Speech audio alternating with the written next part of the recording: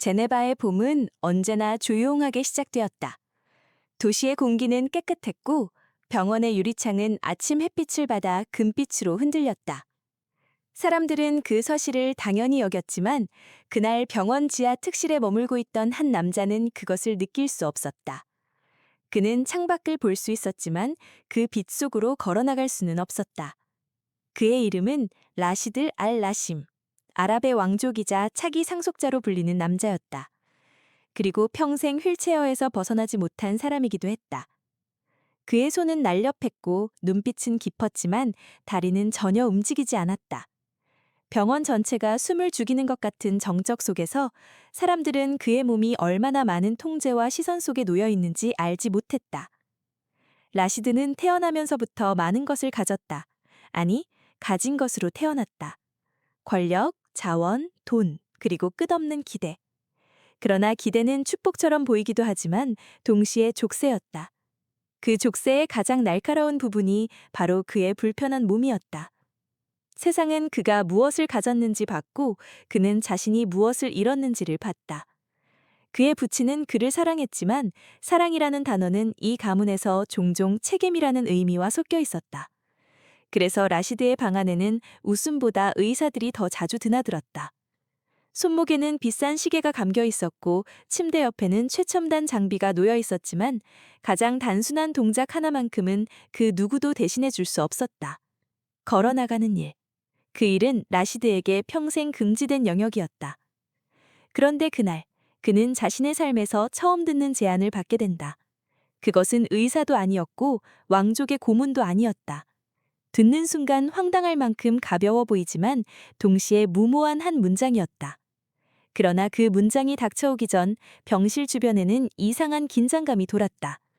의료진들은 겹눈질을 하며 속삭였고 보안 요원들은 귀에 손을 대고 명령을 전달했다.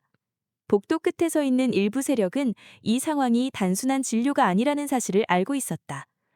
특실 문 앞에는 검은 정장이 줄지었고 각 나라의 악센트가 섞인 짧은 명령이 공기를 잘랐다.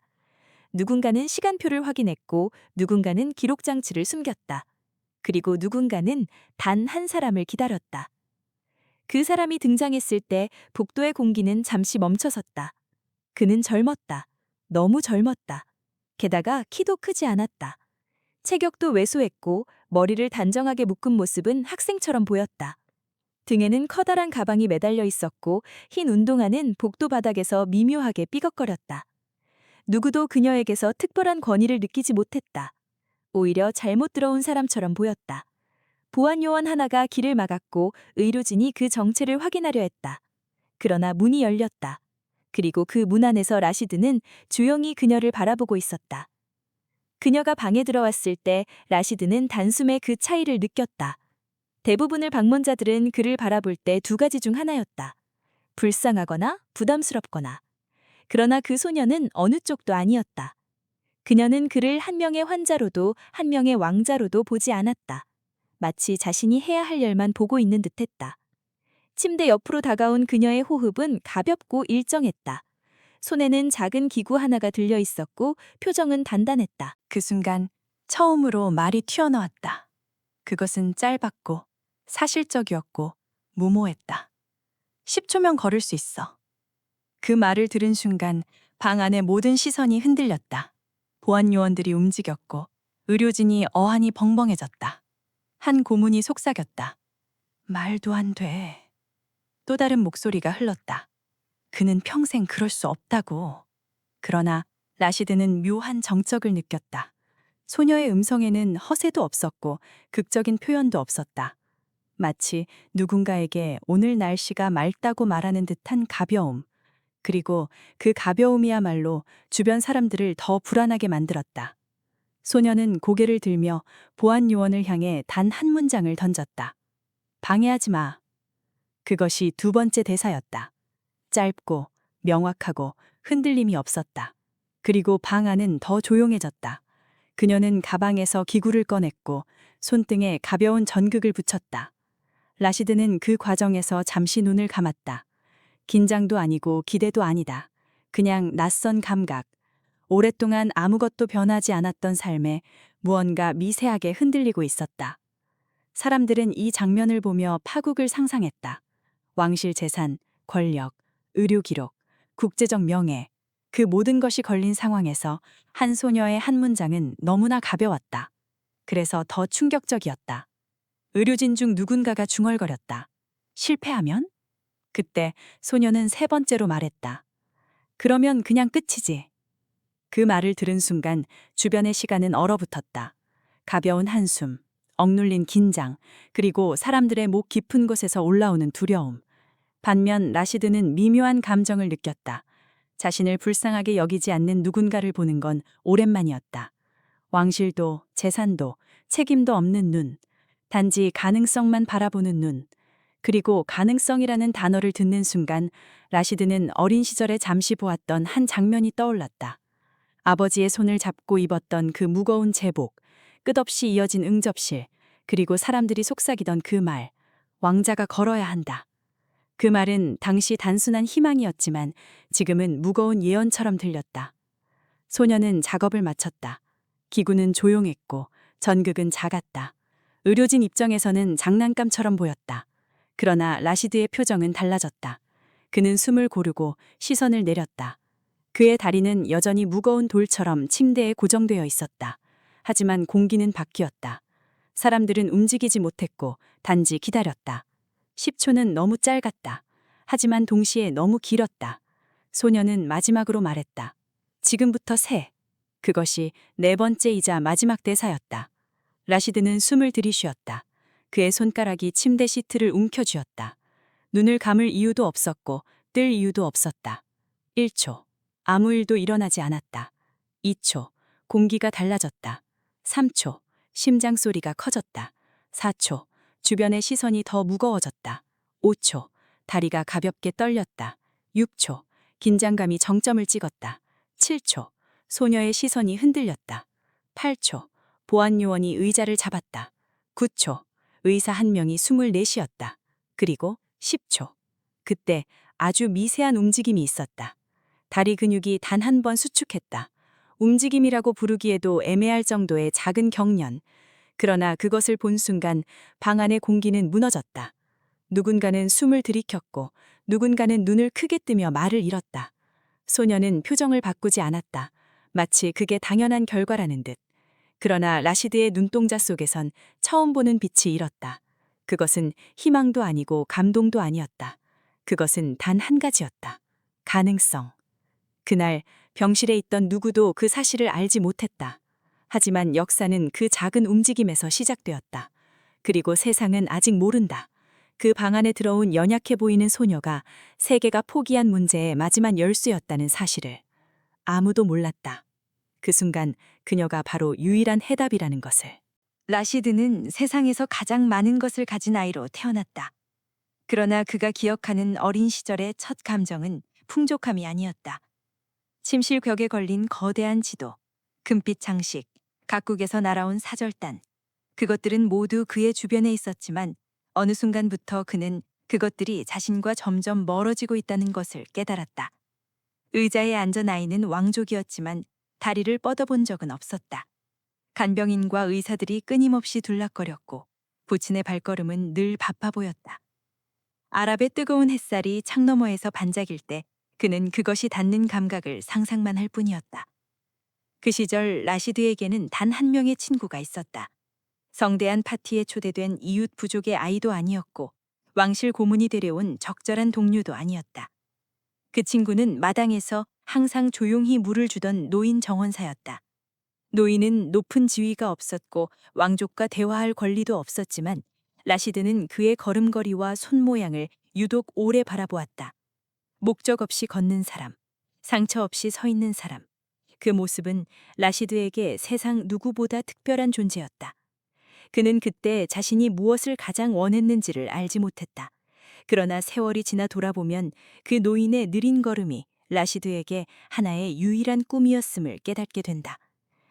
라시드의 의료 기록은 두툼했고 세계 각지의 병원이 그 이름을 알고 있었다. 유전자, 신경, 뇌전도, 근육 퇴화. 의사들은 다양한 단어들을 사용해 설명했지만 라시드는 언제나 하나의 문장으로 기억했다. 걸을 수 없다. 그 문장은 의학적 근거가 있었고 국제적 합의가 있었으며 왕실 고문들의 서명까지 있었다. 사람들은 그 문장을 기정사실로 받아들였다. 라시드 역시 오랫동안 받아들였다. 그러나 받아들이는 것과 포기하는 것은 다르다. 그 차이를 아는 사람은 많지 않다. 그의 방은 화려했다. 금빛 장식과 비싼 카펫, 그리고 세계에서 가장 비싼 도구들이 있었다. 그러나 라시드가 가장 오래 사용하는 물건은 창문 손잡이였다. 바깥을 보기 위해 눈높이를 맞추는 데 필요했기 때문이다. 그는 창밖을 바라보며 세월을 보냈다. 사람이 걷는 모습, 뛰는 모습, 아이가 넘어지고 다시 일어나는 모습. 그것은 그에게 교과서나 기술서보다 중요한 인생의 자료였다. 왕족이었지만 그는 삶을 멀리서 관찰하는 구경꾼처럼 컸다. 부치는 아들이 가진 고통을 이해했지만 동시에 왕실의 미래도 걱정했다. 그래서 라시드의 삶에는 늘 두 가지 질서가 공존했다. 치료와 책임, 재활과 교육, 의사와 고문. 이 두 질서는 서로 대립하지 않았지만 그 안에서 자라나는 아이에게는 무거웠다. 부치는 말했다. 너는 언젠가 이 가문을 지켜야 한다. 그 말은 소리 없이 닥쳐오는 계절처럼 라시드의 등을 눌렀다. 그 계절은 한 번도 멈춘 적이 없었다. 청소년이 되었을 때 라시드는 세상에 대해 조금 더 알게 되었다. 국제회담, 투자협약, 자원 분쟁, 사막의 석유지대, 외국 언론의 시선. 이런 이야기들은 늘 주변 어른들의 대화 속에 떠돌았다. 그는 정치도 경제도 몰랐지만 한 가지는 알았다. 자신의 몸이 왕실에서 가장 취약한 부분이라는 사실. 적들은 자원을 겨냥했고 동맹국은 영향력을 계산했으며 내부 인물들은 후계 구조를 보고 있었다. 그런데 그 중심에 서 있는 사람은 다리를 움직이지 못하는 왕자였다. 그는 이 사실을 누구보다 잘 알았다. 그러나 그는 울지 않았다. 애원하지도 않았다. 단지 받아들였다. 받아들임 속에서 조용히 살아가는 법을 배웠다. 그는 물리치료도 받았고 최신 장비도 사용했다. 하지만 수학 문제를 풀듯이 근육이 움직이진 않았다. 의사들은 노력했다고 말했고 결과를 보고했다. 그리고 결론은 언제나 같았다. 불가능. 그 단어는 세련됐고 합리적이었으며 냉정하게 차가웠다. 라시드는 그 단어에 익숙해졌다.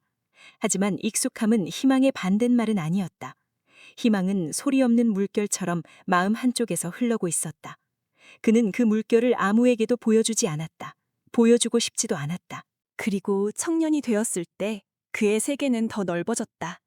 세계 정상회담에 참석해야 했고 왕실 대표로 연설문을 읽어야 했다. 그 연설은 양쪽 문장이 세심히 조율된 정치적 작품이었지만 그가 느끼는 감정은 단 하나였다. 자신이 움직이지 못한 채 세상을 움직여야 한다는 역설.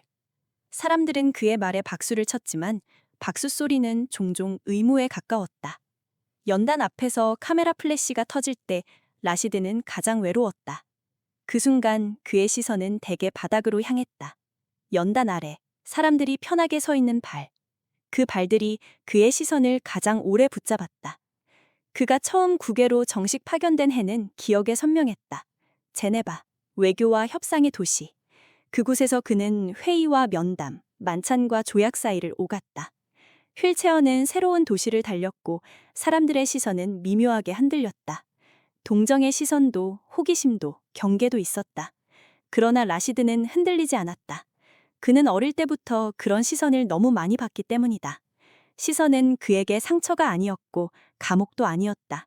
그저 배경이었다. 그러나 누구도 알지 못한 부분이 있었다. 라시드는 혼자 있을 때 조용히 책을 읽었다. 의학서도 아니었고 정치학도 아니었다. 인류학, 고고학, 생물 진화. 주제는 다양했지만 하나의 공통점이 있었다. 인간이 어떻게 살아왔는지, 어떻게 일어났고 어떻게 움직였는지.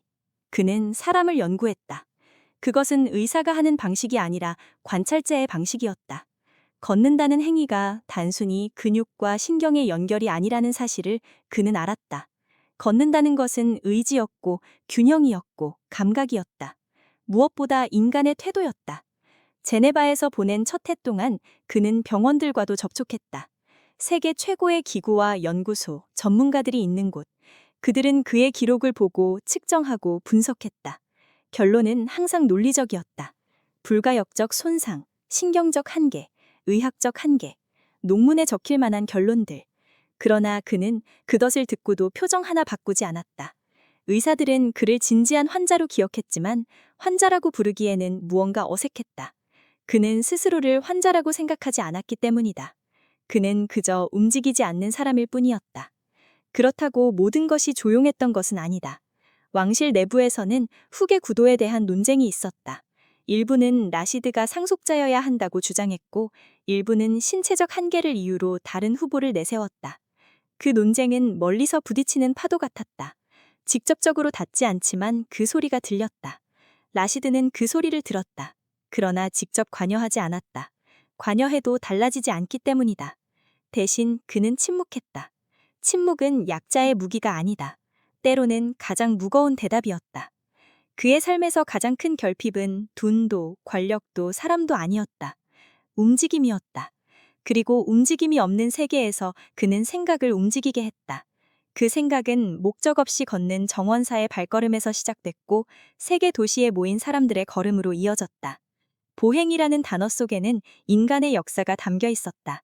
부친이 왕좌를 지킨 것도, 사막의 부족들이 이동한 것도, 협정국들이 국경을 넘는 것도 모두 움직임이었다. 라시드는 그 사실을 누구보다 깊이 깨달았다. 그래서 어느 날부터 그는 비밀리에 연구를 의뢰했다. 그것은 재활도 아니었고 의학적 기적도 아니었다. 그는 단지 인간의 균형과 자세, 감각 피드백에 관한 논문과 실험 기록을 요청했다. 왕실의 누군가가 그것을 알았다면 말렸을 것이다. 그러나 그는 멈추지 않았다. 그 연구는 소리 없이 진행되었다. 조명 없이, 언론 없이, 박수 없이. 아무도 호기심을 갖지 않는 구석에서 꾸준히. 그것이 라시드의 방식이었다. 그리고 세월이 지나고 제네바에서 한 사건이 발생했다. 다국적 의료기업과 학계가 함께하는 비공개 심포지엄. 거기에는 여러 나라의 젊은 연구자들이 초대되었다. 그들은 노출되지 않은 프로젝트를 들고 도시에 모였다. 인공지능 재활, 감각 대체, 연계 인터페이스. 발표들은 실험적이었다. 그러나 발표자 중에는 한 명의 젊은 한국인이 있었다. 작은 체구, 얇은 목소리, 정리되지 않은 발표 자료. 그러나 한 문장만큼은 유난히 또렷했다. 감각은 뇌에 남아 있습니다. 그 말은 사람들에게 큰 인상을 남기지 않았다. 그저 한 연구자의 의견일 뿐이었다. 그러나 그 문장을 들은 사람이 있었다. 라시드였다. 그는 정확히 그 문장을 기억했다. 감각과 뇌. 그는 그 단어를 오랫동안 다른 방식으로 생각해왔다. 발표자는 곧 사라졌고 사람들은 다른 연구에 관심을 보였다. 하지만 라시드는 그날 밤 그 문장을 떠올렸다. 부친의 명령과 다른 의사들의 설명 사이에서 잊혀졌던 단어, 감각. 그날 이후 라시드는 그 젊은 연구자를 찾아 파악하게 했다. 이름, 소속, 연구, 이력. 그리고 그의 예상과 달리 그 연구자는 대기업 연구원도 아니었고 유명 학자의 제자도 아니었다. 그냥 한 대학의 작은 실험실에서 밤늦게까지 살아남는 학생이었다. 어쩌면 누구도 주목하지 않는 사람. 왕실과 국제학계에서 바라볼 가치가 없다고 생각될 사람. 그러나 라시드는 알았다. 벽을 뚫는 사람은 가끔 가장 약해 보이는 사람이라는 것을. 그는 사람을 선택할 줄 알았다. 왕실에서 배우는 첫 과정 중 하나는 명망이 아니라 가능성을 보는 법이었다. 그는 그 젊은 한국인을 지켜봤다. 한 번도 만나지 않고 단 한마디도 건네지 않은 채로. 그리고 시간이 흘렀다. 제네바의 겨울이 지나고 봄이 왔다. 그는 병원 특실에서 그 한국인 연구자를 기다리고 있었다. 누구도 이유를 몰랐다. 의료진도, 보안 요원도, 왕실 관리도. 그러나 라시드는 알고 있었다. 어떤 문장은, 어떤 사람은, 어떤 계절은 예정된 것처럼 찾아온다는 것을. 그리고 그날, 복도 끝에서 흰 운동화를 신은 소녀가 나타났다. 아무도 믿지 않았던 사람, 아무도 기대하지 않았던 사람. 하지만 라시드는 느꼈다. 그의 오랜 결핍과 조용한 준비가 그 소녀를 불러온 것임을. 그녀는 자신이 무슨 문을 두드리고 있는지 알지 못했다. 왕실도, 재산도, 권력도 알지 못했다. 그러나 그것이 바로 이유였다. 기대가 없는 사람만이 문을 열 수 있다. 그 문 다음에 무엇이 있는지 모르는 채로. 의료진은 그 순간을 기록하지 않았다. 왕실도 발표하지 않았다. 언론도 모르고 세계도 몰랐다. 하지만 한 가지는 분명했다. 그 소녀의 등장과 라시드의 기다림 사이에는 눈에 보이지 않는 긴 역사가 있었다. 결핍과 관찰, 침묵과 준비, 실패와 포기, 그리고 단 하나의 작은 질문. 걸을 수 있는가? 그 질문은 누구도 대답하지 못했다. 의사도, 고문도, 부친도. 그러나 라시드는 질문 자체를 지우지 않았다. 한 번도. 그날 밤 병실 불이 모두 꺼졌을 때 라시드는 천장을 바라보았다. 제네바의 납은 조용했고 도시의 불빛은 느릿하게 깜빡였다. 그는 눈을 감지 않았다. 감는 순간 질문도 사라질 것 같았다. 그리고 그는 작은 미소를 지었다. 부친도 모르는 미소, 왕실도 모르는 미소, 세상도 모르는 미소. 그 미소는 이렇게 말하고 있었다. 가능성은 조용하게 온다. 그리고 움직임은 어쩌면 생각보다 가까웠다. 겉으로는 아무 일도 없었다. 그러나 보이지 않는 곳에서 조용한 전쟁이 이미 시작되고 있었다. 제네바의 봄은 금방 지나갔다. 회담이 끝나고 서류가 정리되고 왕실 대표단이 하나둘 귀국 준비를 할 때에도 라시드는 병원 특실을 벗어나지 못했다. 의료진은 경과를 기록했고 왕실 고문들은 그 기록을 해석했다. 전극 반응은 미약한 근수축이라는 말로 정리됐다. 그것은 의학적으로 의미 없고 정치적으로도 의미 없으며 왕실 문서에도 실리지 않을 정도의 작은 사건이었다. 그러나 라시드는 그 결과를 잊지 않았다. 작은 움직임은 작은 일이 아니다. 움직임은 방향이었다. 그 후로 며칠 동안 소녀는 병원에 머물렀다. 그녀는 의료진에게 속하지 않았고 왕실의 공식 자문단도 아니었다. 그 사실은 혼란을 낳았다. 병원 측은 그녀를 통제할 근거가 없었고 왕실 측은 그녀를 내보낼 이유가 없었다. 그래서 양측은 어색한 중립을 유지하며 시간을 흘려보냈다. 소녀는 조용히 실험 자료를 정리했고 라시드는 침대 위에서 그 과정을 바라봤다. 둘 사이에는 긴 대화가 필요하지 않았다. 말이 적을수록 집중은 강해졌다. 며칠 뒤 라시드는 공식 일정을 수행하기 위해 병원을 떠나야 했다. 제네바 국제협력센터에서 열리는 비공개 회동. 각국의 재단 이사들과 의료기업 관계자들이 모이는 자리였다. 라시드는 늘 그렇듯 휠체어에 앉아 여전히 침착한 얼굴로 이동하고 있었다. 그러나 소녀에게서는 낯선 감각이 흘러나왔다. 그녀는 자기도 모르게 따라 나섰다. 보안 요원들은 당황했고 의료진은 이유를 몰랐다. 그러나 라시드는 고개를 돌려 짧게 말했다. 같이. 그것이 1분간의 이상한 침묵을 깨뜨렸다. 소녀는 대답하지 않았고 요원들은 명령을 따랐다. 그때부터 사건은 이미 시작되고 있었다. 누구도 의도하지 않았고 누구도 멈추지 않았으며 누구도 결과를 상상하지 못했다. 국제협력센터의 복도는 조용했다. 비공개 회동이기 때문에 언론은 없었고 카메라 플래시도 없었다. 대신 사람들의 목소리가 낮게 섞여 있었고 금속 트레이에 올려진 물잔이 미묘하게 흔들렸다. 라시드는 회의실 앞에서 멈췄다. 휠체어는 광택이 있는 바닥에 반사됐고 주변 참석자들의 시선이 조용히 모였다. 소녀는 그들 사이에서 낯설었다. 그녀는 양복도 명찰도 배지도 없었다. 마치 잘못 들어온 학생 같았다. 회의는 예정대로 시작되었다. 의료기업의 발표가 이어졌고 각국 재단은 투자 성과와 임상 데이터를 공유했다. 대부분은 숫자와 표, 기대치와 예측으로 가득했다. 라시드는 이런 내용을 오래전부터 듣는데 익숙했다. 그러나 소녀는 달렸다.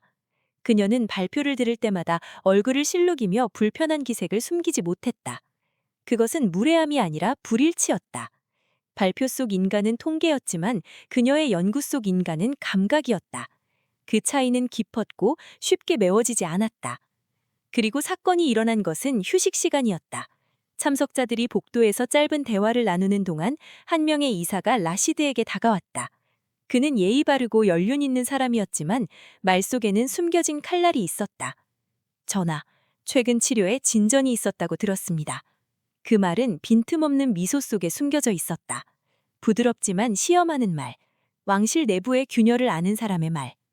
라시드는 표정을 바꾸지 않았다. 그러나 소녀는 그 말에 반응했다. 눈가가 미세하게 흔들렸다. 집중 때문이 아니라 불쾌함 때문이었다. 사람들의 감정은 종종 어른의 계산보다 빠르다. 소녀는 그 상황을 이해하지 못했지만 말의 결을 느꼈다. 이사는 말을 이었다. 의학적 한계를 기대감으로 포장하는 것은 조심스럽습니다. 실수는 곧 의혹이 되고 의혹은 곧 불화가 되지요. 그 말은 이 자리가 그냥 회동이 아니라 전쟁터라는 사실을 드러냈다. 말로 싸우는 전쟁, 명함과 악수로 서로를 겨누는 전쟁. 왕실의 상속 구조는 외부에서도 관심사였고 라시드의 신체는 그 구조에서 가장 취약한 부분이었다. 소녀는 그 사실을 몰랐다. 그래서 더 거침이 없었다. 그 순간 소녀는 처음으로 입을 열었다. 증거 없이 선을 긋는 건 과학이 아니에요. 그 말은 날이 서 있지 않았다. 그러나 정확했다. 복도에 있던 사람들의 시선이 옮겨졌다. 이사는 소녀를 바라보았다. 눈에 의아함이 스쳤다. 그는 누군지 모를 필요조차 느끼지 못했다. 이미 낮게 평가했기 때문이다. 당신은 누구죠? 그 질문은 권력의 언어였다. 소녀는 잠시 멈춰섰다. 그녀는 프로필을 펼쳐 보여줄 필요가 없었다. 졸속한 명함도 없었다. 그래서 그녀는 이렇게 말했다. 환자가 느낀 변화를 보았어요. 그게 첫 번째 증거예요. 말은 짧았지만 공간을 흔들기엔 충분했다. 라시드는 그 말을 들으며 잠시 눈을 내리깔았다. 그 순간 그는 깨달았다. 이 소녀는 의학적 기적을 말하는 사람이 아니라 인간의 감각을 지키는 사람이었다. 그 시선의 층위가 달랐다. 이사는 표정을 바꾸지 않았다. 그는 수십 년 동안 이런 순간을 다뤄본 사람의 얼굴이었다. 그는 웃었고 부드럽게 말했다. 감각은 객관이 아닙니다. 그러자 소녀가 말했다. 하지만 시작은 늘 거기서예요. 그 말이 세 번째 대사였고 동시에 사건의 전환점이었다. 사람들은 멈췄고 공간이 정지했다. 그리고 누군가가 그 장면을 찍었다. 휴대폰으로, 실수처럼, 습관처럼. 그러나 그 한 장면이 모든 것을 바꿨다. 몇 시간 후 편집되지 않은 그 짧은 영상은 의료기업 관계자의 단체 채팅방에 올라갔다. 왕실 상속인과 무명 연구자라는 제목이 붙었고 그 밑에는 짤막한 코멘트가 달렸다. 누구지? 한국인인가? 재활? 대담하네? 영상은 곧 다른 채팅방으로 옮겨졌고 밤이 되자 일부 기자들의 메시지 창에도 도착했다. 그들은 확인을 위해 병원을 두드렸지만 병원은 답하지 않았다. 왕실도 답하지 않았다. 그리고 다음 날 아침, 병원 앞에는 기자가 한 명 서 있었다. 그는 조심스럽게 카메라를 들고 있었다. 기자가 한 명이면 곧 두 명이 되고 두 명이면 다섯이 된다. 정보는 무게가 있었고 그 무게는 숨길수록 더 커졌다. 왕실은 당황했다. 병원은 침묵했고 의료기업은 발을 뺐다. 그러나 이미 늦었다. 세계는 무엇이 일어났는지를 정확히 몰랐지만 분명히 무언가가 일어났다고 느끼고 있었다. 그날 늦은 오후, 왕실 고문은 라시드에게 말했다. 언론이 움직이고 있습니다. 조용히 넘어가는 건 어려울 것 같습니다. 라시드는 대답하지 않았다. 그는 창밖을 바라보았다. 제네바의 거리는 평온했고 비둘기는 느리게 날아다녔다. 그러나 병원 복도는 불안했고 보안 요원들의 무전기는 분주했다. 고문은 덧붙였다. 이 문제에서 벗어나는 방법은 두 가지뿐입니다. 부인하거나 인정하거나. 라시드는 그 말을 듣고 고개를 돌렸다. 그의 눈빛은 평소와 다르지 않았다. 그러나 생각은 달라져 있었다. 부인은 숨쉬는 행위처럼 쉬웠다. 왕실은 언제나 그렇게 해왔다. 인정은 어려웠다. 인정은 노출이었다. 그리고 노출은 공격을 초래했다. 소녀는 그 긴장 속에서 조용히 서 있었다. 그녀는 아무것도 모르는 얼굴이었다. 정치도 왕실도 언론도 알지 못했다. 그녀는 단지 첫 번째 근수축을 본 사람일 뿐이었다. 그러나 그 사실이 모든 움직임을 불렀다. 그 순간 라시드는 결정을 내렸다. 그는 고문을 보며 짧게 말했다. 부인하지 마. 그 말은 복도 전체를 얼려버렸다. 고문은 숨을 들이켰다. 그는 곧 알았다. 이것이 단순한 대응이 아니라 방향이라는 것을. 부인은 과거를 지키는 방식이었다. 인정은 미래를 여는 방식이었다. 부친의 세대는 과거를 지켰고 라시드는 미래를 택했다. 그것은 누구도 예상하지 못한 선택이었다. 그날 이후 사건은 되동일 수 없게 되었다. 소녀는 이름을 얻었고 라시드는 위태로운 기회를 얻었다. 언론은 질문을 던졌고 왕실은 당황했다. 의료기업은 개상했다. 그리고 세계는 새로운 이야기를 향해 움직이기 시작했다. 그 순간부터 루머는 사실을 이겼고 사실은 침묵을 이겼다. 뒤돌아갈 길은 없었다. 왕실 대변인의 입장은 빠르게 준비되었고 병원 측은 의료 윤리를 이유로 발언을 자제했다. 그러는 사이 언론은 점점 병원 주변으로 몰려들었다. 기자들은 시설 입구를 훑었고 누구도 확신하지 못하는 질문들을 던졌다. 누군가는 지나가는 의료진에게 묻고 누군가는 병원 기록을 추정했다. 그러나 그 무엇도 결정적인 증거는 없었다. 오직 한 장면, 복도에서 찍힌 짧은 영상. 그 영상 속에서 소녀가 말한 문장. 감각은 시작이에요. 사람들은 그 문장을 해석하려 했다. 과학인가? 기적인가? 혹은 무모한 발언인가? 그 사이 라시드는 다시 병실로 돌아왔다.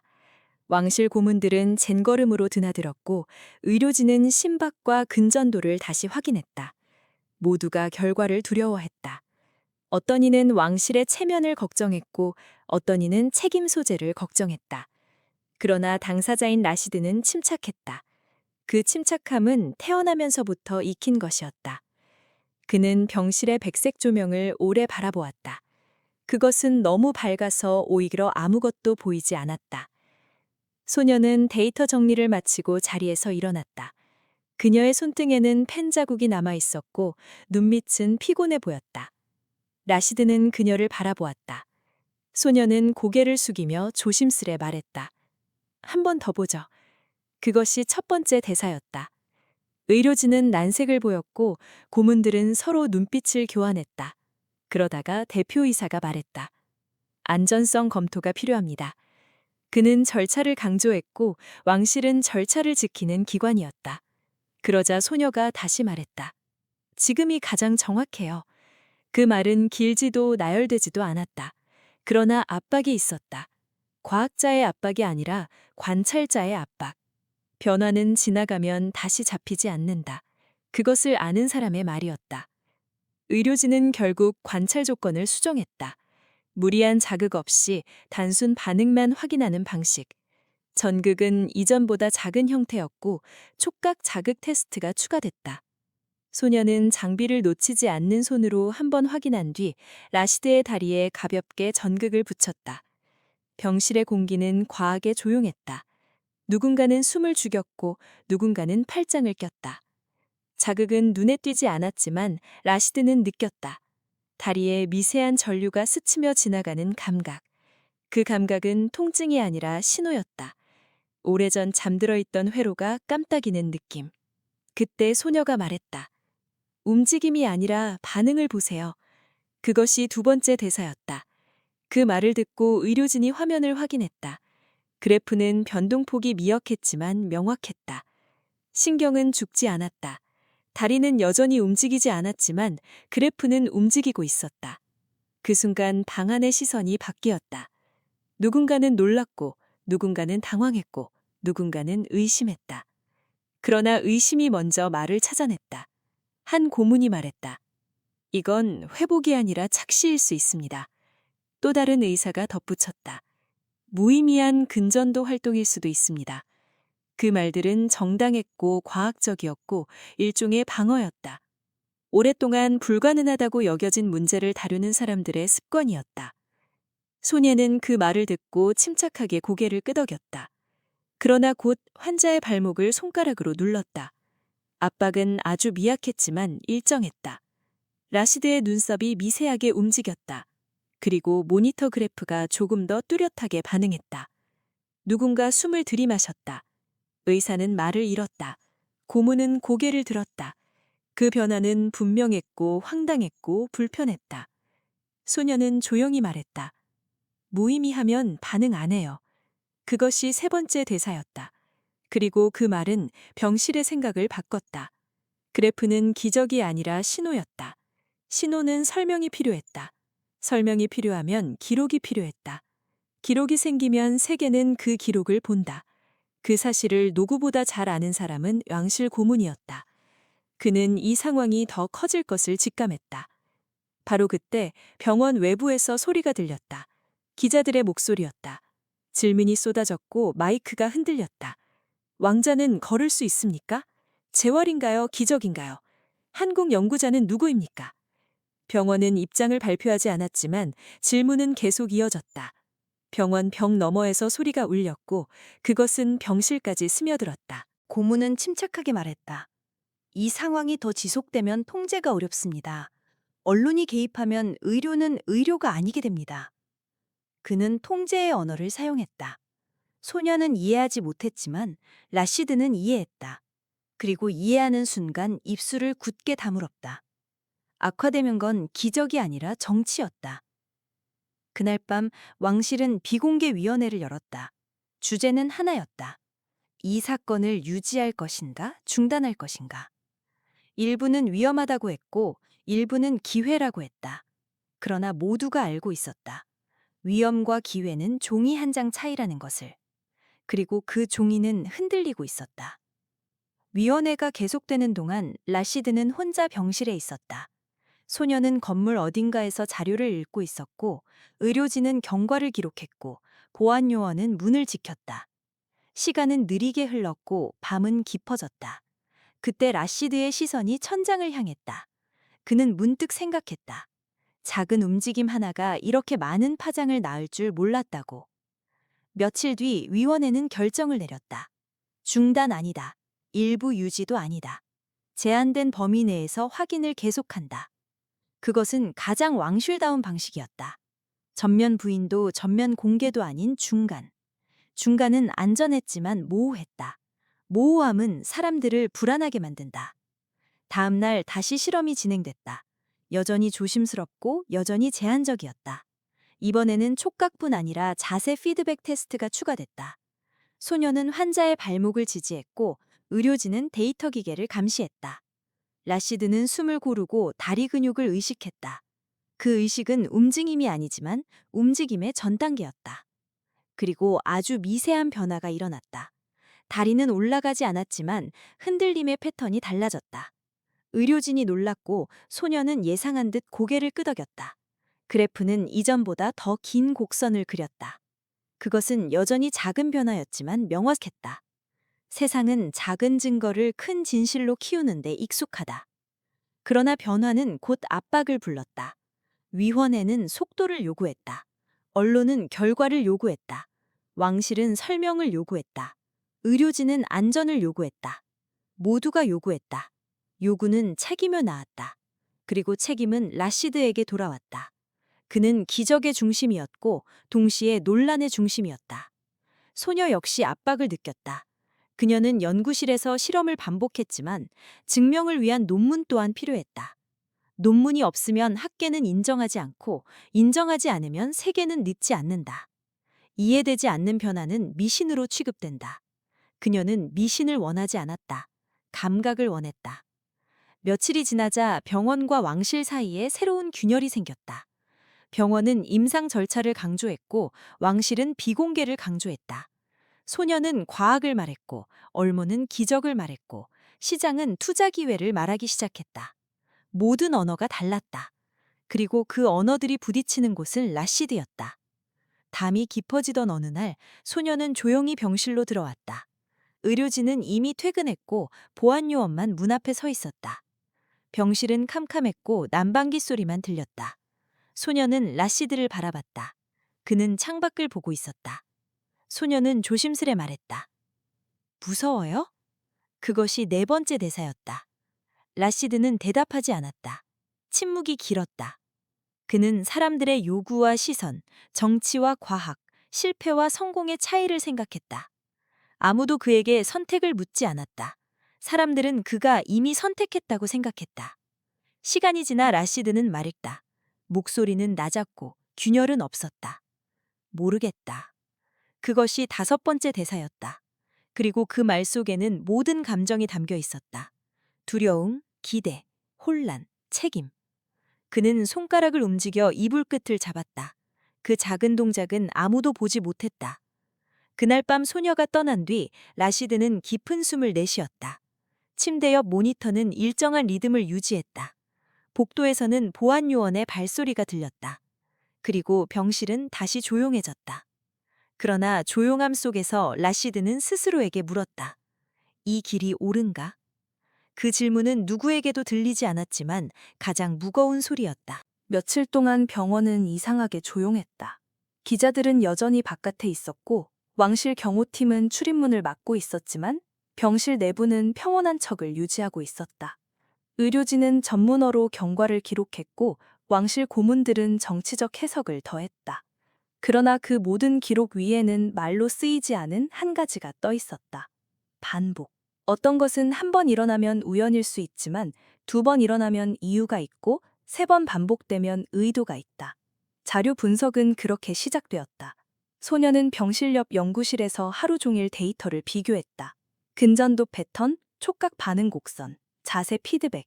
그녀는 그것들을 현미경으로 들여다보듯 바라보았다. 그리고 이상한 점을 발견했다. 반응 속도가 일정했다. 사람마다 다를 수밖에 없는 부분이 라시드에게서는 일정한 간격으로 나타났다. 그것은 자연적 회복이 아니라 자극과 반응 사이의 학습처럼 보였다. 소녀는 그 사실을 의료진에게 전했지만 그들은 고개를 저었다. 통계적 변동입니다. 샘플이 부족합니다. 의미 없는 패턴일 수 있습니다. 의료진이 그 말을 하는 동안 왕실 고문은 표정을 감추고 있었다. 고문은 반복을 좋아하지 않았다. 반복은 패턴을 의미했고 패턴은 가능성을 의미하기 때문이다. 가능성은 언론이 탐내는 단어였다. 그러나 그보다 더 위험한 단어는 내부에 있었다. 즉, 영향력. 왕실 내부에 영향력이 생기면 균형이 흔들린다. 그래서 고문은 의료진에게 조용히 말했다. 측정 빈도를 줄이십시오. 소녀는 그 말을 듣지 못했지만 라시드는 들었다. 그는 아무 말도 하지 않았다. 그날 오후 의료진이 갑자기 일정 변경을 통보했다. 오늘은 휴식입니다. 이유는 설명되지 않았다. 소녀는 당황했다. 연구는 연속성이 생명인데 빈틈은 데이터를 죽인다. 그녀는 의료진에게 물었다. 왜요? 의료진은 정중한 표정으로 답했다. 안정성이 최우선입니다. 그것은 정답 같은 말이었지만 질문에는 되지 않았다. 소녀는 복도로 나왔다. 경호원 2명이 서 있었고 그들은 아무것도 모르는 얼굴이었다. 병원은 밝았지만 분위기는 어둠에 가까웠다. 소녀는 계단을 내려가며 휴대폰 메시지를 확인했다. 해외의 한 학술지에서 보낸 답장이 도착해 있었다. 자료를 공유할 수 있습니까? 그녀는 손가락을 멈추었다. 자료를 내보내면 안전할까? 아니면 위험할까? 그녀는 대답 대신 폰을 끄고 화장실에 들어갔다. 물 흐르는 소리가 벽에서 튕겼다. 소녀는 거울을 보며 속삭였다. 이게 왜 막혀? 그것이 첫 번째 대사였다. 그 말은 의문이 아니라 감촉에 가까웠다. 막히는 느낌. 누군가가 뒤에서 손을 대고 방향을 바꾸는 느낌. 그 시각 위층에서는 또 다른 일이 벌어지고 있었다. 고문은 왕실 관리자와 통화하고 있었다. 언론은 곧 지칠 겁니다. 의료진은 절차를 강조하고 있습니다. 다만 연구자는 통제되지 않습니다. 통화는 짧았고 메모는 남지 않았다. 그러나 그 통화의 본질은 하나였다. 관리. 무언가가 자라기 시작하면 그 방향을 관리해야 한다는 발상. 그것이 권력의 감각이었다. 그날 밤 소녀는 데이터를 몰래 복사했다. 왕실의 요청도 병원의 허락도 아니었다. 단지 연구자의 본능이었다. 그녀는 파일을 외장 하드에 옮기고 침낭 위에 누웠다. 병원 근처 작은 숙소였다. 잠은 오지 않았다. 라시드의 다리가 움직인 순간 그의 표정, 모니터의 곡선, 의료진의 동요, 그것들이 머릿속에서 반복됐다. 인간의 뇌는 반복을 보면 이유를 찾는다. 소녀도 그랬다. 다음 날 일정이 다시 변경됐다. 이번에는 촉각 테스트가 아니라 균형 감지 테스트였다. 의료진은 발목에 기구를 달고 소녀는 옆에서 지켜보았다. 자극은 미약했고 움직임은 거의 없었다. 그러나 모니터의 곡선은 전날과 달랐다. 고주파 떨림이 사라지고 저주파 반응이 늘었다. 그것은 피드백이 생겼다는 뜻이었다. 피드백은 학습의 첫 단계였다. 소녀는 놀랐다. 의료진도 놀랐다. 그런데 고문은 놀라지 않았다. 고문은 이미 알고 있었다. 어제부터 반응이 누적되고 있다는 사실을. 의료진이 아니라 왕실의 별도 분석팀이 먼저 파악했기 때문이다. 병원 기록에는 없는 자료가 이미 왕실 서버로 이동하고 있었다. 고문은 말했다. 재단 측에서 곧 연락이 올 겁니다. 의료진은 그 말의 의미를 몰랐지만, 소녀는 몰랐지만 라시드는 알았다. 재단은 학계가 아니라 권력 구조였다. 연구를 지원하는 것처럼 보이지만 방향을 정하는 곳. 테스트는 완료됐다. 의료진은 결과를 정리했고 소녀는 모니터를 캡처했다. 라시드는 잠시 눈을 감았다. 의사도 연구자도 모르는 세계가 그의 뒤에서 움직이고 있었다. 왕실 내부의 계파, 재단의 이해관계, 해외 학계의 관심, 언론의 호기심. 이 모든 것이 그의 다리보다 빨리 움직이고 있었다. 잠시 후 회의가 열렸다. 의료진, 고문, 병원장, 그리고 소녀까지 참석했다. 자료가 책상 위에 올려졌다. 그래프는 의심하지 못할 만큼 명확했다. 그러나 그 명확함은 바로 위험이었다. 고문이 말했다. 이 자료는 외부로 나가면 안 됩니다. 의료진은 고개를 끄덕였다. 병원장은 침착했다. 그러나 소녀는 이해하지 못했다. 그녀는 말했다. 이건 환자에게 중요한 정보예요. 그것이 두 번째 대사였다. 고문은 곧바로 반박했다. 환자보다 중요한 것이 있습니다.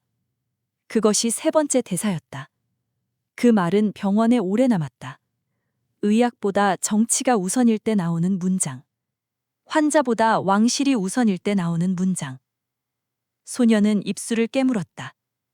의료진은 침묵했다. 라시드는 회의실 벽 너머 소리를 듣고 있었다. 그는 이해했다. 자신의 몸이 자신만의 것이 아니라는 것을.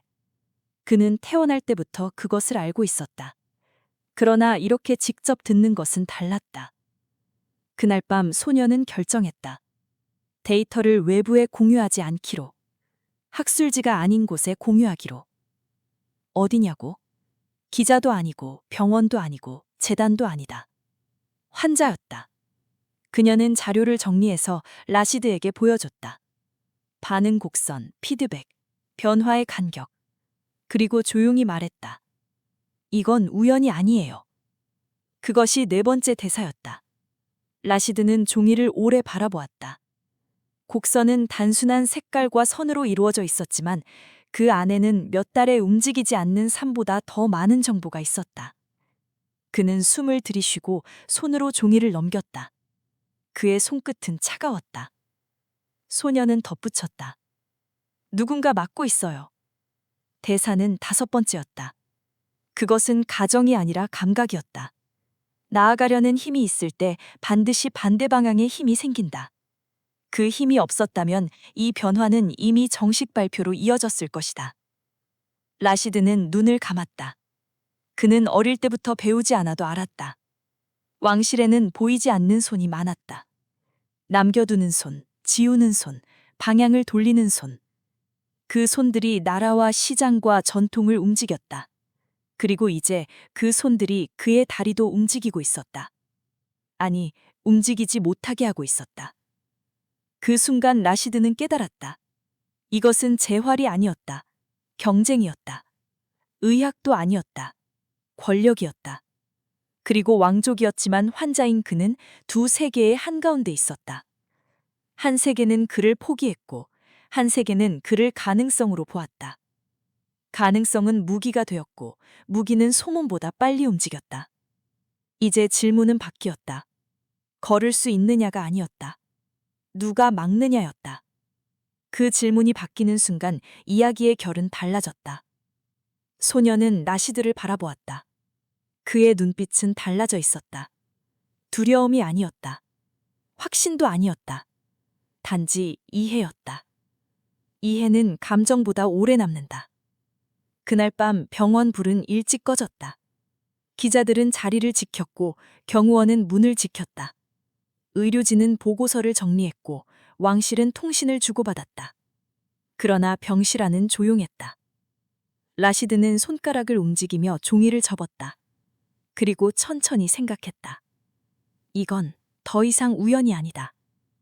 그 생각은 문장도 아니고 감정도 아니었다. 방향이었다. 그리고 방향이 생긴 순간 한 가지가 분명해졌다. 다음부터는 치료가 아니라 대면이다. 재단의 연락은 예상보다 빨랐다. 국제의료재단 중에서도 가장 영향력이 큰 곳이었다. 그들은 회의 요청을 하지 않았다. 초청도 아니었다. 참석 의무였다. 왕실은 형식을 존중했고 재단은 형식을 이용했다. 병원은 그 사실을 확인하고 긴장했다. 라시드는 병실 창가에서 그 움직임을 들여다보았다. 고문과 의사들의 대화는 낮았고 복도는 무거웠다. 재단이 개입하는 순간 이 일은 치료가 아니라 프로젝트가 된다. 프로젝트가 되면 책임이 생기고 책임은 누구에게나 부담이 된다. 회의는 병원 지하 회의실에서 열렸다. 참석자는 재단 측 인사, 병원 이사회, 왕실 고문단, 그리고 기록 담당자들이었다. 소녀만 제외됐다. 이유는 간단했다. 연구자로서의 정식 신분이 불분명합니다. 그 문장은 잘 다듬어진 벽이었다. 벽은 부드러워 보이지만 사람을 통과시키지 않는다. 회의실은 차가웠다. 재단 대표는 데이터를 보며 고개를 끄덕였고 병원 이사회는 목소리를 줄였다. 고문은 표정을 숨겼다. 모두가 말했지만 모두가 아무 말도 하지 않았다. 라시드는 휠체어에 앉아 조용히 관찰했다. 그의 손은 가만히 있었지만 생각은 움직이고 있었다. 대표는 곧 자료를 테이블 위에 놓으며 말했다. 이 현상은 재활이 아닙니다. 학습입니다.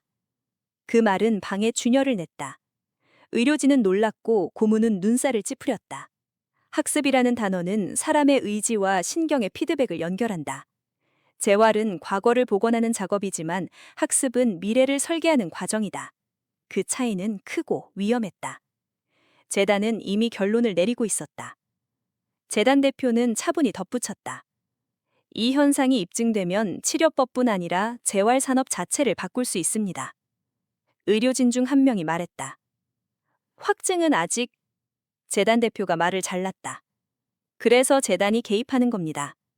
그 말은 부드러웠지만 독단적이었다. 왕실 고문은 그제야 가볍게 의자를 당기며 말했다. 우리는 안전성을 최우선으로 생각합니다. 대표는 고문을 바라보았다.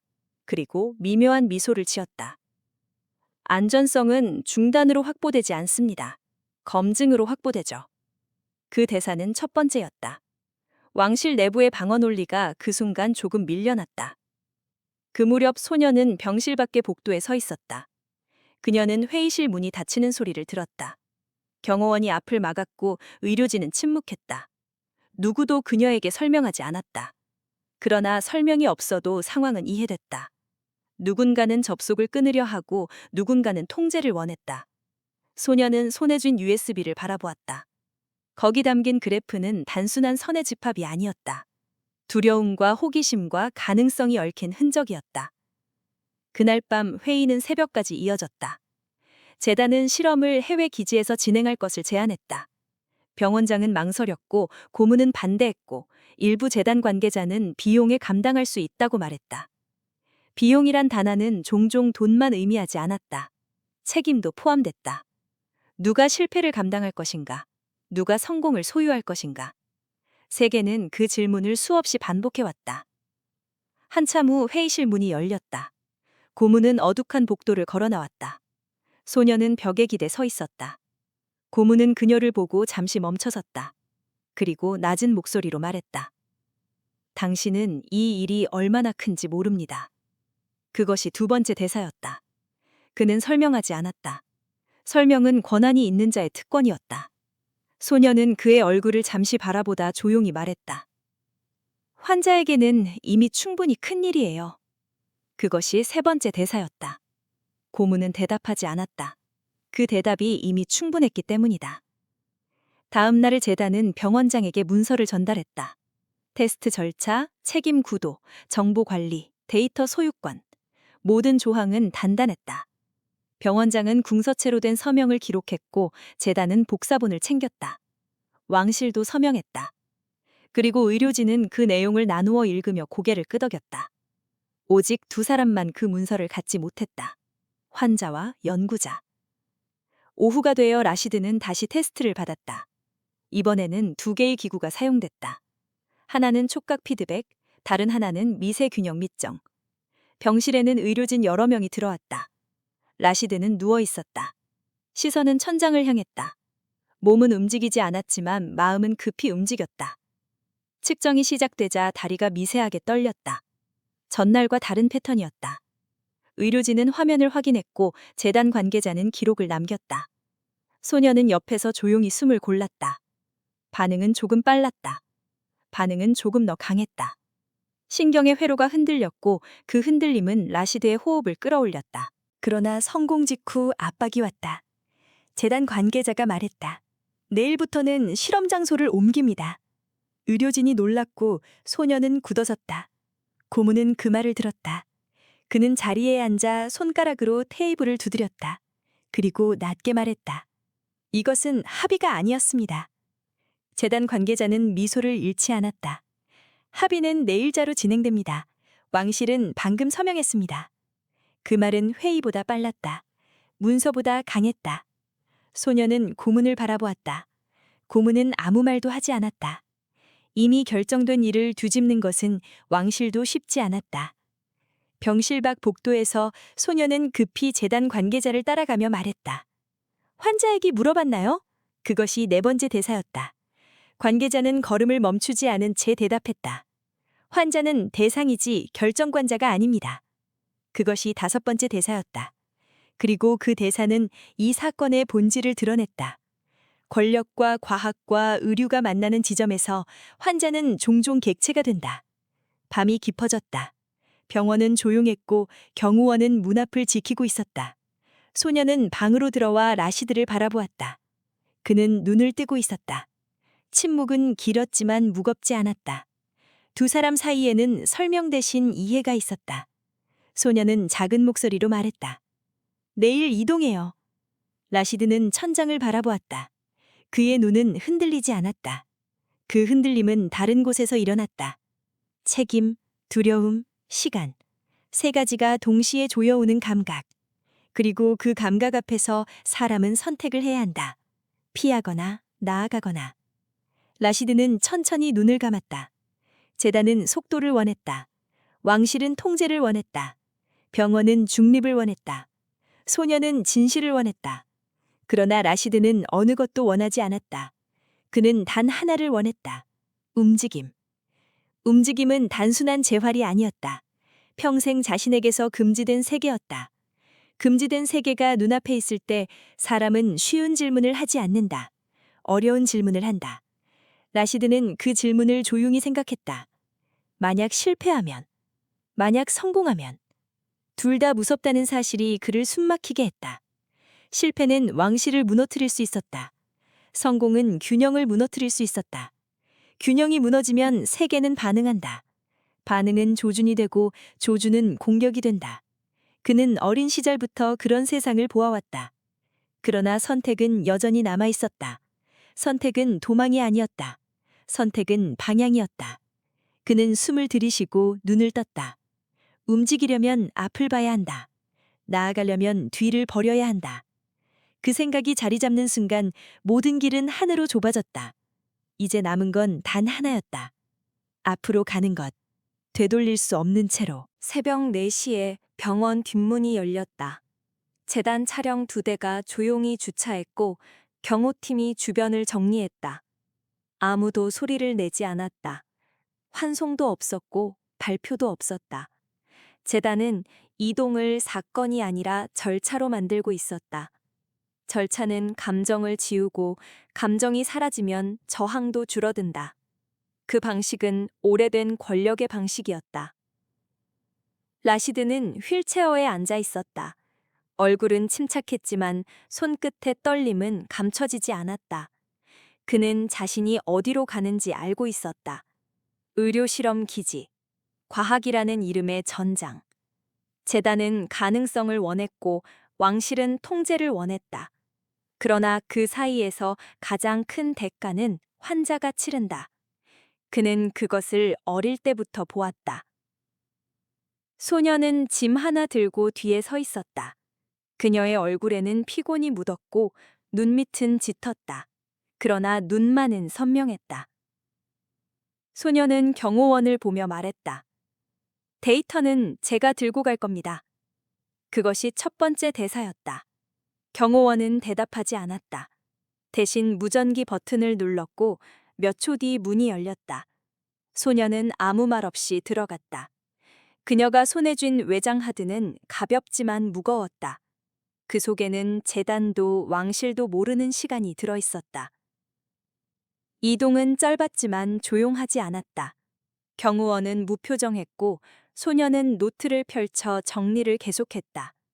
라시드는 창밖의 어둠을 바라보았다. 사막에서도 제네바에서도 한밤중은 비슷했다. 조용하고 차갑고 생각이 깨어나는 시간. 그때 재단 관계자가 말했다. 고통이 있을 겁니다.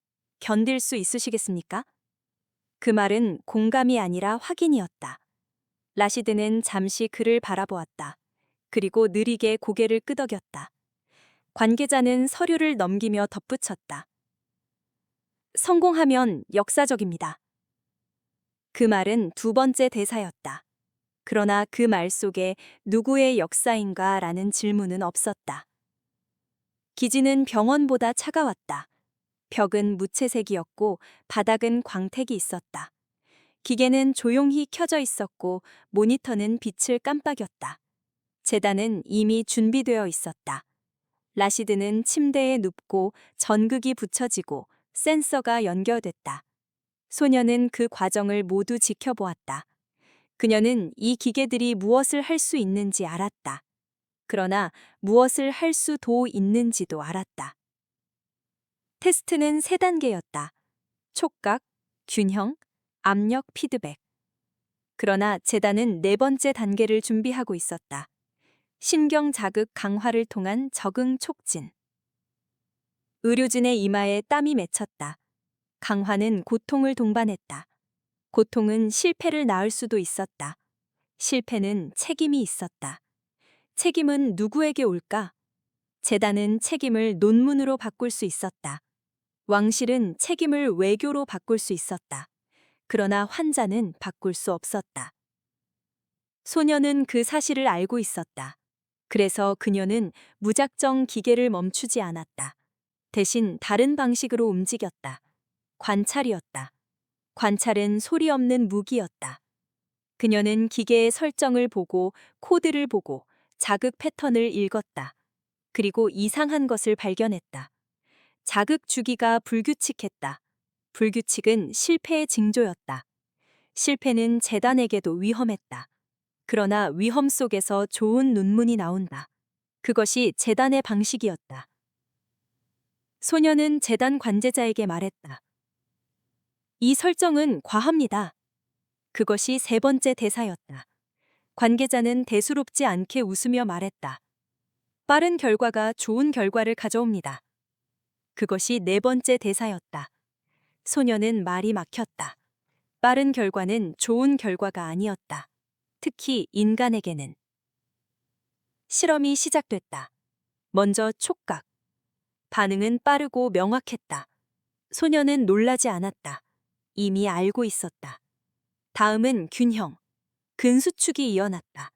작았지만 뚜렷했다. 의사가 속삭였다. 기록하세요. 모두가 숨을 멈췄다. 재단 관계자는 눈빛을 바꾸었다. 그 눈빛은 탐욕의 전조였다. 그리고 4번째 단계, 강화 자극. 기계가 가볍게 울렸다.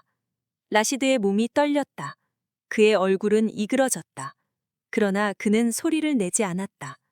어릴 때부터 신체보다 책임을 우선하는 법을 배웠기 때문이다. 소녀는 그 얼굴을 보며 이를 악물었다. 그가 누구보다 강한 이유가 보였다. 그러나 기계는 멈추지 않았다. 강화가 반복되자 그래퍼가 흔들렸다. 증가, 감소, 급락. 그 패턴은 위기였다. 재단 관계자는 더 높은 값을 요구했다. 의료진이 당황했다. 안정 범위를 벗어납니다. 그러나 명령은 더 빨랐다. 계속하세요. 그 순간 실수 하나가 일어났다. 의사가 값을 잘못 입력한 것이다. 값이 예상보다 높게 들어갔다. 강화 자극이 급상승했다. 라시드의 발가락이 격하게 떨렸다. 몸이 반사적으로 굽혔다. 의료진이 외쳤다. 중단! 중단! 그러나 기계는 응답하지 않았다. 소녀는 즉시 달려가 커넥터를 뽑았다. 기계가 멎었다. 모니터도 멎었다. 방 안에 정적이 떨어졌다. 누군가가 숨을 들이쉬었다. 누군가가 고개를 숙였다. 누군가가 욕을 삼켰다. 소녀는 떨리는 목소리로 말했다. 이건 실험이 아니라 위험이에요. 그것이 5번째 대사였다. 재단 관계자는 그제야 표정을 굳혔다. 그는 소녀에게 다가오며 낮은 목소리로 말했다. 우리는 단 한 번의 도약이 필요합니다. 그 말은 의학이 아니라 야망이었다. 소녀는 대답하지 않았다. 대신 라시드를 바라보았다. 그는 천천히 눈을 뜨고 있었다. 그의 호흡은 거칠었지만 의식은 또렷했다. 의료진은 혼란 속에서도 값을 확인했다. 그리고 믿기 어려운 결과를 보았다. 강화 자극이 끝난 후 근육 반응이 일정하게 이어지고 있었다. 기계가 멈춘 뒤에도.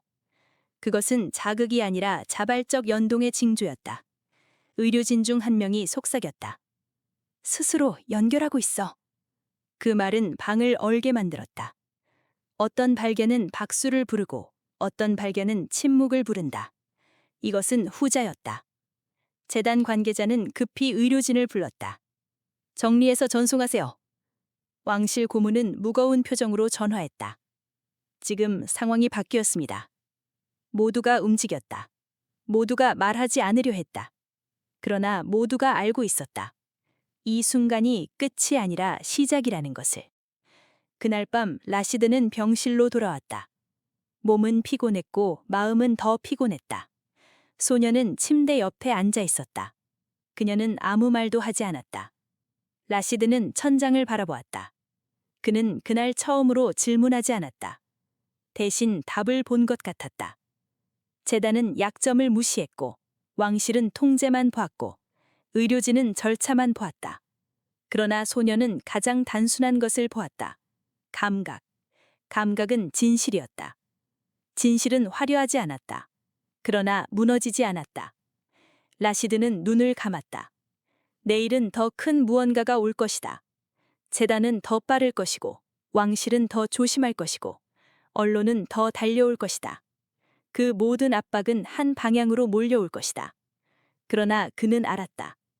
이제 도망칠 수 없다는 것을. 심지어 원하지 않는 길이라도 이제는 걸어야 한다는 것을. 왜냐하면 이미 움직임이 시작됐기 때문이다. 그리고 그 짧은 순간 균형은 바뀌었다. 모든 것이 단 한 방향으로 기울었다. 한 달 뒤 제네바의 하늘은 다시 봄이었다. 그러나 그 봄은 이전과 같지 않았다. 병원 앞에는 더 이상 기자들이 서 있지 않았고 재단 차량도 없었다. 병원 로비에는 평범한 환자와 보호자들이 오갔다. 의사들은 평소의 속도로 서류를 정리했고 간호사들은 약물을 확인했다. 모든 것이 원래 자리로 돌아간 것처럼 보였다. 그러나 보이지 않는 곳에서는 하나도 돌아가지 않았다. 라시드는 재단 기지에서 병원으로 돌아온 뒤 회복실에 머물렀다. 그는 전보다 더 조용했다. 몸은 피곤했고 정신은 더 피곤했다. 그는 성공을 기대하지 않았다. 실패도 기대하지 않았다. 그저 결과를 받아들였다. 움직임은 크지 않았다. 그러나 분명히 있었다. 발가락의 흔들림, 발목의 긴장, 미약한 근수축. 의사들은 그것을 기록했고 재단은 그것을 분석했다. 왕실은 보고서를 전달받았다. 보고서의 요약은 길지 않았다. 비가역적 불가능은 신중히 재검토되어야 함. 그 문장은 조심스러웠고 과학적이었고 동시에 정치적이었다. 그 문장은 누군가를 흥분시키지 않았고 누군가를 실망시키지도 않았다. 그러나 라시드는 그 문장을 오래 바라보았다. 그 문장은 그에게만 다른 의미였다. 누군가가 세계의 오래된 벽에 작은 흠집을 냈다는 의미였다. 흠집은 작았지만 그 흠집을 처음 본 사람은 잊지 못한다. 소녀는 연구를 계속했다. 그녀는 여전히 작은 숙소에서 지냈고 낮에는 병원에서, 밤에는 논문과 데이터를 다뤘다. 재단은 그녀를 직접 고용하려 했다. 더 큰 장비, 더 많은 자금, 더 넓은 연구실. 재단은 조건을 제시했다. 데이터 소유권은 재단, 왕실은 다른 방식으로 제안했다. 공식 자문으로 임명. 병원은 더 조심스럽게 접근했다. 임상연구원으로 등록. 모두가 그녀를 원하는 것 같았다. 그러나 모두가 자신을 원하는 것이 아니었다. 그녀가 가진 정의를 원하는 것이었다. 그녀는 며칠 동안 서류를 펼치고 고민했다. 재단에 들어가면 세계적 연구자가 될 수 있다. 왕실에 들어가면 권위를 얻을 수 있다. 병원에 남으면 안전하다. 그러나 그 어느 것에도 그녀는 쉽게 끌리지 않았다. 선택은 단순히 성공이 아니라 소유였다. 소유는 달콤했지만 위험했다. 소녀는 자신이 소유되는 것을 원하지 않았다. 그 무렵 라시드에게도 선택이 찾아왔다. 왕실은 그에게 공식 발표를 제안했다. 왕자가 새로운 연구를 통해 변화를 보였다. 그것은 세계에 긍정적인 메시지를 줄 수 있었다. 투자도 늘어나고 재활 산업도 꿈틀거릴 수 있었다. 그러나 발표는 대가가 있었다. 모든 시선이 다시 그에게 돌아오고 그의 몸은 세계의 질문거리가 된다. 그는 그것을 잘 알고 있었다. 그날 왕실 고문이 병실로 찾아왔다. 고문은 예의를 갖춘 자세로 말했다. 공식 발표를 하시겠습니까? 그것이 첫 번째 대사였다. 그는 대답을 강요하지 않았다. 그러나 정보는 들어있었다. 발표는 선택이었고 선택은 방향이었다. 라시드는 침착하게 말했다. 나는 아직 시작도 못했습니다. 그것이 두 번째 대사였다. 고문은 잠시 멈춰서 있었다. 그 말은 거절도 아니고 동의도 아니었다. 그러나 어느 쪽인지 분명했다. 준비되지 않은 길을 사람들 앞에 내놓지 않겠다는 태도. 발표는 연기되었다. 재단은 초조해졌고 언론은 관심을 잃었다. 세상은 원래 그렇게 움직인다. 환호는 빠르고 잊음은 더 빠르다. 일주일 뒤 소녀는 라시드의 병실로 들어왔다. 그는 창밖을 보고 있었다. 그녀는 조용히 의자에 앉았다. 둘 사이에 특별한 의식은 없었다. 침묵이 익숙했다. 소녀는 가방을 열어 작은 기기를 꺼냈다. 자극은 아닙니다. 기록만 할 거예요. 그것이 세 번째 대사였다. 그녀는 기구를 발목 근처에 대고 반응을 체크했다. 라시드는 숨을 고르고 그 감각을 느끼려 했다. 감각은 희미했고 느리게 왔다. 그러나 이전보다 분명했다. 기기는 작게 울렸다. 소녀는 데이터를 확인했다. 그래프는 아름답지 않았다. 그러나 진실했다. 기록이 끝나자 라시드는 조용히 말했다. 언젠가 걸 수 있습니까? 그것이 네 번째 대사였다. 소녀는 종이를 정리하다 잠시 멈춰 그를 바라보았다. 그리고 짧게 대답했다. 언젠가는 아니에요. 언젠가일 수도 있어요. 그것이 다섯 번째 대사였다. 그 말은 기적으로 포장되지 않았다. 희망이라는 단어도 없었다. 그러나 이상하게 따뜻했다. 희망보다 더 현실적이기 때문이었다. 그날 저녁 왕실은 라시드를 맞이하기 위해 작은 전용기를 제네바로 보냈다. 그는 돌아가야 했다. 책임이 기다리고 있었고 기대도 기다리고 있었다. 소녀는 공항까지 배웅했다. 바람이 불었고 활주로는 길게 이어졌다. 라시드는 휠체어에서 그녀를 바라보았다. 그는 말하지 않았다. 소녀도 말하지 않았다. 대화는 필요하지 않았다. 두 세계가 짧게 겹쳤고 다시 멀어지고 있었다. 일행이 탑승할 때 고문이 소녀에게 다가와 작은 봉투를 건넸다. 왕실 연구자금입니다. 소녀는 잠시 바라보았다. 봉투는 얇았지만 의미는 두꺼웠다. 그녀는 봉투를 받았다. 그러나 열지 않았다. 전용기가 떠났다. 바람이 활주로 위를 스쳤다. 소녀는 천천히 돌아섰다. 봄바람이 살짝 스쳤다. 그녀는 가방을 메고 연구실로 걸었다. 그 걸음은 작았지만 흔들리지 않았다. 며칠 뒤 봉투는 그녀의 책상 위에 있었다. 그녀는 천천히 봉투를 열었다. 그 안에는 편지 한 장과 승인 문서가 있었다. 편지에는 이렇게 적혀 있었다. 소유하지 않겠습니다. 지원하겠습니다. 문장은 짧았다. 이름은 없었다. 서명도 없었다. 그러나 글씨는 단호했다. 그 순간 소녀는 이해했다. 왕실도 변하고 있었다. 느리고 조심스럽고 익명으로. 그러나 변하고 있었다. 변화는 움직임이었다. 움직임은 단지 다리에서만 일어나는 것이 아니었다. 구조와 마음에서도 일어났다. 그해 여름 소녀는 작은 연구실을 열었다. 이름을 붙이지 않았다. 간판도 없었다. 연구실에는 3명의 학생이 모였다. 그들은 오래된 기기를 뜯고 센서를 수정하고 데이터를 비교했다. 그중 한 학생이 물었다. 이 연구는 누구를 위한 건가요? 소녀는 잠시 생각하다 대답했다. 움직이고 싶은 사람들. 대답은 그 자체로 충분했다. 라시드는 아랍으로 돌아왔다. 왕궁은 그대로였다. 정원사는 여전히 물을 주고 있었다. 저녁 햇살은 금빛으로 반사되었다. 사람들은 그를 환영했고 부치는 그를 끌어안았다. 아무도 그의 다리를 보지 않았다. 대신 그의 얼굴을 보았다. 그것이 처음이었다. 시간이 조금 더 지나자 라시드는 새 제단을 세웠다. 이름은 길지 않았다. 감각재단. 그는 걷는 재활을 약속하지 않았다. 움직임을 시도할 권리를 약속했다. 권리는 약속보다 단단했다. 여름말 제네바에서 편지 한 장이 도착했다. 연구실에서 보낸 것이었다. 편지에는 말이 거의 없었다. 사진 한 장뿐이었다. 책상 위에 놓인 센서 개조 부품. 그 아래 짧게 적혀 있었다. 이어집니다. 라시드는 미소를 지었다. 그는 그 미소를 오래 숨겨온 사람처럼 천천히 웃었다. 밤이 되고 정원에 바람이 불었다. 그는 휠체어를 움직여 테라스로 나갔다. 정원사의 걸음이 들렸다. 그 걸음은 여전히 느리고 조용했고 흔들림이 없었다. 라시드는 그 걸음을 바라보았다.